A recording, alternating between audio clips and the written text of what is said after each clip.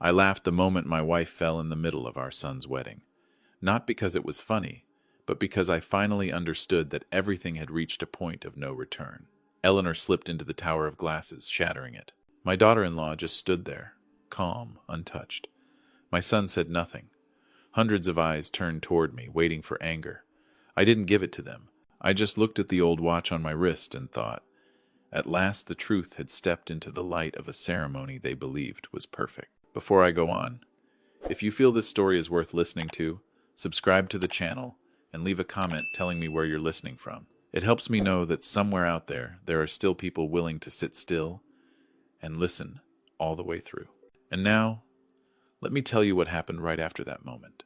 I stayed where I was as the staff rushed in to sweep up the broken glass, as if hiding the mess could somehow restore the perfection they had paid for. The music hesitated, then started again, just a beat slower. Eleanor was helped to her feet. Her hands were shaking more than usual. I stepped forward and placed my hand on my wife's shoulder, feeling the confusion and humiliation she tried to hide behind a weak smile. All eyes were on us. There was curiosity, irritation, and quiet judgment. The Vance family was not used to moments like this. For them, everything had to be clean, controlled, on script. An older woman slipping in the middle of the stage was never part of the plan. Bianca stood a few steps away. She didn't rush. She didn't panic. She simply adjusted her wedding dress, tilted her head toward Caleb, and whispered something. I couldn't hear the words, but I saw my son's reaction clearly. Caleb didn't move. He didn't step forward. He didn't help his mother. He just stood there, as if waiting for permission to act. In that moment, I understood a simple contradiction. I had raised a son who was very good at fitting in, and very poor at being a son. Eleanor tried to steady herself. She always did. Her whole life she had learned to keep her balance, even when her hands shook and her heart ached. I looked at my wife, then at Bianca. She smiled, a pullet smile. The kind people use when they believe they stand above you and want a discomfort to end. You should be more careful, Bianca said, loud enough for a few people nearby to hear. No one objected. No one spoke. That silence was not respect. It was a choice. To stand with the stronger side.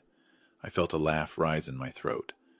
Dry, quiet, but loud enough to make people nearby turn and look. I wasn't laughing because it was funny. I was laughing because the pretending was over. I was laughing because finally they had revealed themselves. Caleb turned to me, his eyes uncertain. Maybe he expected anger. Maybe he was waiting for a reaction he could still fix. In front of his wife's family. I didn't give him that. I walked slowly onto the stage, stood beside Eleanor, and looked straight at the Vance family. That afternoon in Austin, the sun was harsh. The light hit expensive suits and elegant dresses, making everything feel almost unreal. I heard whispers spreading like ripples. Some people recognized me.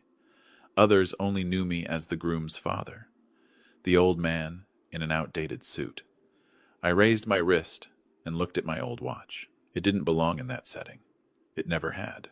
I had kept it for years, not for its value, but because it reminded me that time always stands with the truth, no matter how slow. Exactly 6:15, I said calmly, leaving no room for argument. Thank you, Bianca. She frowned clearly, not understanding what I meant. For the first time that day, uncertainty crossed the face she was so used to controlling. You just did something very important. I continued, my voice low and even. You opened a door you should never have touched. No one clapped. No one laughed. Even the music stopped completely. Harrison Vance, Caleb's father-in-law, finally stepped forward. He studied me, weighing what kind of trouble a man like me could cause. Eleanor gently squeezed my hand. I knew she was worried. Not for herself, but for our son. She was always like that, even when she was the one being hurt. I leaned down and quietly told my wife she didn't owe anyone an apology. Then I turned back to the crowd. I didn't need to explain. I didn't need to defend myself. Everything I needed was already in place, at the right time. That wedding to them was a peak. To me, it was only the beginning. An afternoon they believed they were celebrating, without knowing the foundation beneath them had already begun to crack. I stepped off the stage, guiding Eleanor away from the staring eyes. Behind us, the silence lasted longer than any song, and in that silence I knew one thing for certain. From the moment my wife fell, none of them could ever go back to the way things were before. We left the stage area in silence. I didn't look back, not because I feared their stares, but because I no longer had a reason to look. Eleanor walked slowly. Her steps were unsteady, yet she kept her back straight. She was always like that, even when placed in situations that were never meant for her. When we sat down in a quieter corner of the garden, I realized my hands were cold, not from the weather, but because memories had begun to surface. Memories I had locked away for many years, believing I would never need them again. 15 years earlier, I left the inspection service quietly. No farewell party, no speech. I chose it that way. I wanted to see what would happen if I was no longer Samuel Sterling. No thick business cards, no endless phone calls. I wanted to know how my son would look at me when I was just an old man living on a pension, driving an old car, eating dinner at the same time every day. I never told Caleb about the investments.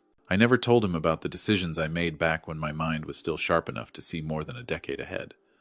I let him guess, and he guessed quickly. The calls became less frequent. Family meals grew rushed.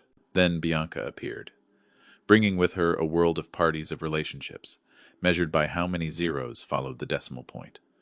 I watched Caleb's eyes change, not because of love, but because of opportunity. Eleanor once asked me if we should tell him the truth. I shook my head, not to punish him, but to understand, to see what remained in our son's heart when we no longer had anything left to give. The laughter that escaped me on stage earlier was not spontaneous. It was the result of 15 years of silent observation. A server brought towels and water. Eleanor took a small sip. I saw her glance toward the stage where Bianca was being surrounded by false concern. I placed my hand over my wife's lightly trembling hand. I didn't say everything would be fine. I only said that everything was now clear. The old watch was still in my hand. The gift Eleanor had planned was never meant to draw attention. It was just a keepsake. Carefully cleaned, carefully preserved, the way she had always protected the important things in life. But inside it, there was more than they realized. I had anticipated something like this. Not this exact moment, but enough to prepare. In the months before the wedding, I had overheard conversations not meant for me. Harmless-sounding talks about long-term plans, about caring for the elderly, about tidying things up after the wedding. They didn't know I still kept my old habit, never trusting words without proof. The small recording device hidden in the gift was not for revenge. It was a precaution. I wanted to be certain that if one day Eleanor was pushed into a decision she did not choose, I would have enough truth to stop it. When Bianca whispered to Caleb on stage, I didn't need to hear the words clearly. I had heard similar ones before. In quieter rooms where they believed no one was listening. Talk of nursing homes. Of closing up the old house. Of life becoming easier once two old people were no longer in the way. Eleanor didn't know all of this. I never told her. She had carried enough already. But the moment she fell, every boundary I had set was broken. I looked around the garden. People who once nodded politely now avoided my eyes. They didn't know who I was, and that made them uneasy. That unease was the first sign that their control was no longer absolute. Caleb finally walked toward us. His steps were slow, hesitant. He bent down and asked Eleanor if she was all right, his voice low and rushed. I heard fear in it, not concern. Fear that things were slipping beyond his control. "Why did you do that, Dad?" he asked me without looking up. I didn't answer right away. I looked at my son, the boy I once held in my arms, the one I taught how to tie his shoes. I saw a stranger standing in front of me. "I didn't do anything," I said. "I just stopped hiding." Caleb fell silent. He didn't ask another question. Maybe he was beginning to understand, or maybe he was afraid of understanding too much. I knew that from that moment on, everything had shifted. The mask of the poor father was no longer necessary, not because I wanted to reveal it, but because they had torn it off themselves. The afternoon wind moved through the garden, carrying the scent of flowers and unease. I sat there beside Eleanor, feeling each of her breaths. Inside my mind, an old plan was quietly activating step by step, unhurried. They thought I was just an old man laughing out of place at a lavish wedding. What they didn't know was that for 15 years I had been patiently waiting for the right moment for the truth to speak on its own, and that moment had just begun. Caleb walked away after that answer, leaving a strange emptiness between us. I watched my son's back disappear into the sea of tailored suits and smiles that were beginning to twist. Eleanor leaned back against the chair, her eyes tired yet still scanning the space, as if she feared that looking away for even a second might let everything slide further out of control. I knew I couldn't stretch this moment for too long. Some truths, once exposed, will find their own way out, no matter how hard people try to contain them. I reached into the inside pocket of my jacket and took out a thin stack of papers neatly clipped together. I had carried it through the entire ceremony, not as a weapon, but as a reminder that I was not allowed to hesitate. Eleanor saw it and frowned slightly. She didn't ask. She always trusted that I knew what I was doing, even when it worried her. I stood up. I didn't need a stage. Just enough space for curiosity to settle, and it settled quickly. The silence returned. This time, not awkward, but heavy. I don't intend to speak for long, I began, my voice steady as always. But there are a few things that need to be put in their proper place. Harrison Vance stepped forward one pace. He gave a thin smile, the kind used by men who are used to solving problems with money. "Mr. Sterling," he said, "today is a happy day for the kids." "I know," I replied.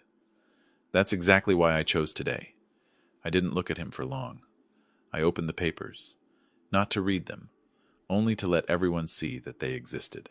15 years ago, I said, I left a line of work that many people here have probably only heard about by name. I was used to numbers that didn't sit still, to contracts written in ink that hid far more than they showed. Whispers began to spread. Faces that had once looked confident now turned cautious. For the past 3 years, I continued, I've been rereading what others chose to overlook. Not out of curiosity, but because someone had been using the Sterling name as a guarantee without asking me a single word. Harrison Vance stopped smiling. He straightened his hands clasped together. Bianca turned toward her father, and for the first time I saw real worry in her eyes. The Vance Group, I said slowly, is not as strong as it appears. Overlapping loans, projects revalued again and again, commitments signed behind closed doors. All of it has one thing in common. It needs a name clean enough to stand in front. That was when Caleb came back. He stopped a few steps away, his face drained of color. I didn't look at my son, but I knew he was listening to every word. "There is an agreement," I went on, "signed not long before this wedding. An agreement in which my son agreed to share internal information from a company I once advised, in exchange for a symbolic seat on a board. No one spoke. No one objected.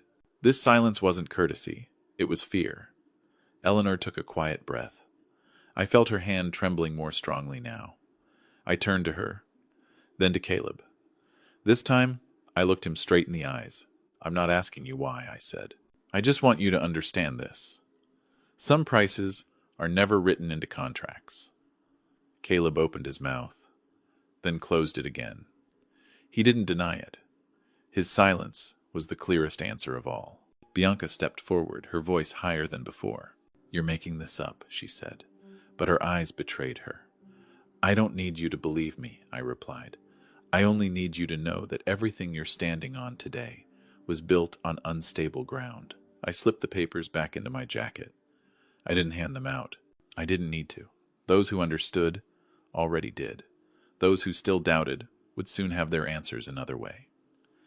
Eleanor stood up slowly. She looked at Caleb, her eyes not angry, only sad. "I didn't raise you like this," she said softly but clearly. It was the only thing she said, and it weighed more than any accusation. Caleb lowered his head. Bianca stepped back as if realizing for the first time that she was no longer standing on solid ground. Harrison Vance said nothing more. He understood better than anyone. When a man like me speaks of putting things in their place, doors have already begun to close. I helped Eleanor sit back down. I didn't need to say anything else. What needed to be exposed had been exposed. Not to humiliate anyone, but to end a game that had gone on for far too long. The music did not return. From that moment on, the wedding was no longer a ceremony, but a waiting room, waiting to see what would collapse next. I sat there beside my wife, feeling the exhaustion in each of her breaths. But I felt something else too. Relief. The relief of someone who no longer asks where they went wrong. In my mind, the next steps were already clear. No rush, no noise, just time. And the truth would do the rest. After Eleanor's words, no one managed to keep their confidence. I didn't stand up again. I stayed seated, like someone who had finished his part and was waiting for the rest to unfold on its own.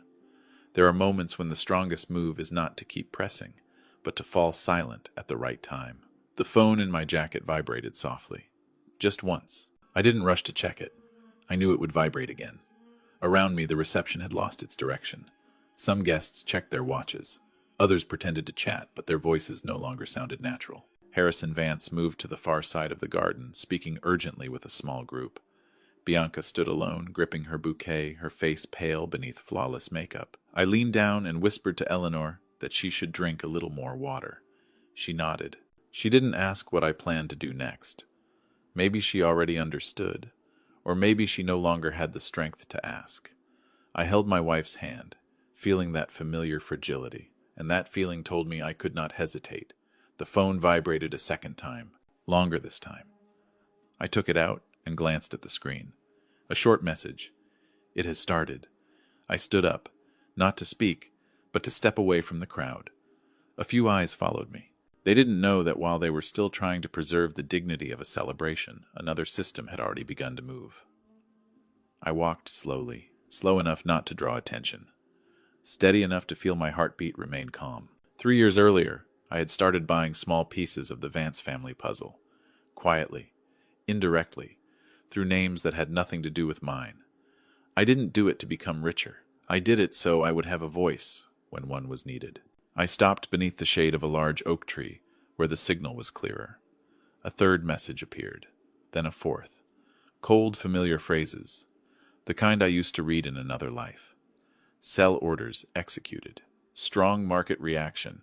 Information delivered to the right channels. I didn't reply. I slipped the phone back into my pocket. Across the garden, I saw Harrison Vance holding his phone, his face changing color. Another man rushed over and said something quickly. Harrison shook his head, then stared at the screen again. For the first time since I met him, I saw confusion without disguise. Guests began to sense that something was wrong, not because of me, but because of their own phones. Rapid notifications, interrupted calls. A few people left their tables, their voices dropping low. Bianca looked around, searching for an explanation. When her eyes met mine, I didn't turn away. I didn't smile. I simply stood there, calm. She understood something in that moment. But it was already too late to ask. Caleb hurried toward me. "What are you doing, Dad?" he asked, his voice no longer under control. "Turning off the lights," I said briefly, "in a room I didn't build." Caleb looked at me, then toward Harrison. He began to understand that whatever he had signed was no longer in his hands. Less than 10 minutes later, no one could pretend anymore. A group of major Vance shareholders gathered, faces tight. I caught words drifting through the air. Inspection files freeze. No one spoke loudly. They didn't need to.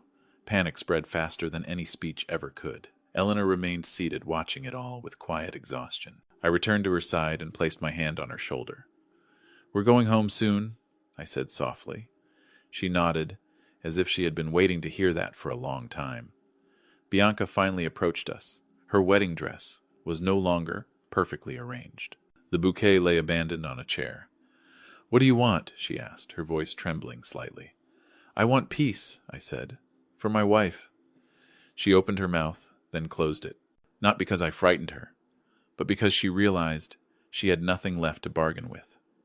Caleb stood behind her, lost. He looked at me, then at his mother. "Dad," he said quietly, "I'm sorry." I looked at my son for a long time. I didn't see deep remorse. I saw fear of loss. And I understood that some apologies come too late to change anything.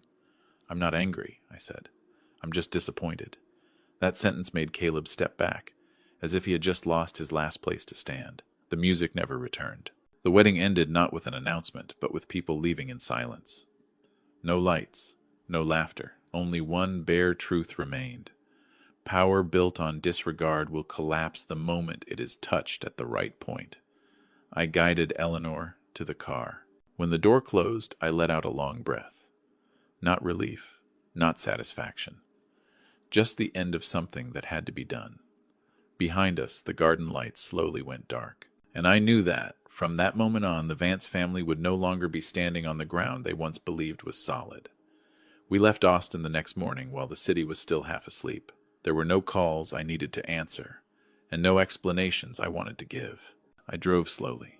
Eleanor sat beside me, her hands resting on her lap, her breathing steadier now. The early sunlight came through the windshield, not harsh, just enough to see the road ahead clearly. The days that followed passed quietly. I took Eleanor to a medical facility she chose herself, not because of its reputation, but because it made her feel at ease. I respected that. The doctor said her condition would take time. It would take patience, and above all, calm. I thought I could handle that part. News about the Vance family appeared here and there, then slowly faded. I didn't follow it. I didn't need to know how they managed. I only knew this. What needed to be closed had been closed. The doors that once frightened Eleanor no longer carried any pressure, pushing her toward them. Caleb called me once. I didn't answer, not out of anger, but because I wasn't ready. Some relationships need silence, so each person can face their own share of responsibility. I trusted time to clarify that, whatever the outcome might be. A week later, I signed the final papers. The trust fund I had kept hidden for many years was transferred, piece by piece, transparent and clean. I kept none of it for myself. I didn't leave it to Caleb either. I chose a different path. I named the fund after Eleanor, not to honor her, but to remind myself why I was doing this. That fund was meant for older people who had been pushed into silence, who had been treated as burdens, who had no one willing to speak for them. I didn't expect it to change the world. I only hoped it would close the same doors I once heard them discussing in the dark. Eleanor learned about it after everything was finished. She didn't say much. She looked at me for a long time, then nodded. "That's enough," she said. I understood. For her, enough was never about money. It was about peace. We moved to a small coastal town where no one knew who we were. Every morning I made coffee. Eleanor sat on the porch watching the sea. Her hands still trembled, but her smile had returned. Not bright, just gentle, exactly the way she had always lived. Some afternoons I thought about Caleb. I wondered whether he understood what had happened. I didn't expect him to come back asking for forgiveness. I only hoped he would learn how to stand upright without leaning on anyone else. If one day he comes looking for me, I will listen. But I won't undo choices he signed with his own hands. Sometimes I hear people talk about money as a form of power. I don't disagree. I just know this. Real power is the ability to walk away without carrying hatred. It took me many years to understand that, and I didn't want Eleanor to pay any further price for my learning. In the evenings, when the sea breeze comes in, we sit together without needing many words. I tell her small stories from the day. She listens, sometimes nodding, sometimes smiling softly. Life slows down, just like the rhythm I've always carried inside. I don't see what happened as a victory. I don't see it as punishment either. To me, it was simply putting things back where they belonged. A son who chose his own path, a family that traded too much to preserve appearances, and a husband who did the only thing he could to protect the woman who walked beside him his entire life. Some people ask if I regret it. I think for a long time before answering. I don't regret staying silent for too long. I only regret not believing sooner that dignity never needs to be proven. Today I didn't lose a son. I only finished clearing away what no longer belonged to me. As the sun sets into the sea, I hold Eleanor's hand, feeling the peace we waited so long for. And this time, no one can take it away. If you stayed until this moment, thank you for listening to my story until the end. If this story made you think, please tap like to support it, subscribe so you don't miss the next stories, and share it if you believe someone out there might need to hear this. The message I want to leave is simple. Family is not a place to be measured by money or status. Those who quietly built the foundation of your life deserve respect, not to be pushed aside when they grow weak. When dignity is preserved, freedom arrives quietly, but it lasts. Thank you for giving your time to this story.